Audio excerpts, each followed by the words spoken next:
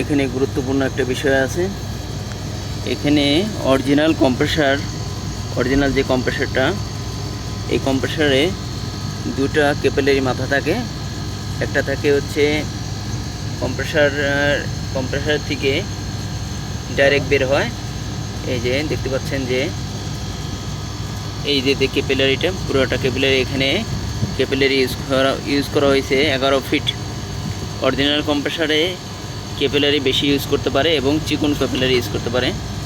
এই দেখতে পাচ্ছেন এই একটা ক্যাপিলারি মাথা, এই ক্যাপিলারি মাথাটা কম্প্রেসার থেকে বের হয়েছে, এটা বের হয়ে স্টেনারে আসছে এবং স্টেনার থেকে আর একটা বাইপাসে ডিসচার্জে ঢুকছে। অতএব যখন নতুন কম্প্রেসার বসাবেন তখন এই কম্প্রেসারের ক্যাপিলারিটা ফেলে দিতে হবে, ক্যাপিলারি পরিমাণ কমায় ফেলতে হবে। কারণ কি, নতুন কম্প্রেসারে আপনার কম্প্রেসার ফুটো হয়ে কোনো ক্যাপিলারি বের হয় না। অতএব আপনারা দেখবেন যে ক্যাপিলারি কোনো জায়গায় ব্লক আছে কিনা।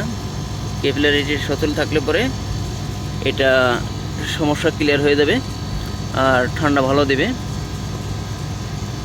আলহামদুলিল্লাহ, আমরা শেষ পর্যন্ত নতুন কম্প্রেসার বসাইছি।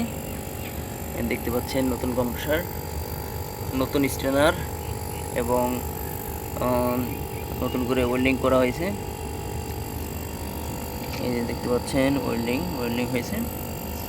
তো নতুন একটা স্টেনার বসানো হয়েছে। এখন প্রেসার করা হচ্ছে যে আমরা চার্জিং বাল্বের এদিকে তেল পাওয়া গেছে, আমরা তেল পেয়ে একটু সন্দেহ আছে যে লিকেজ আছে কিনা, এই কারণে বেগম দিয়ে প্রেসার করা হচ্ছে এবং ফিটিং করা হচ্ছে।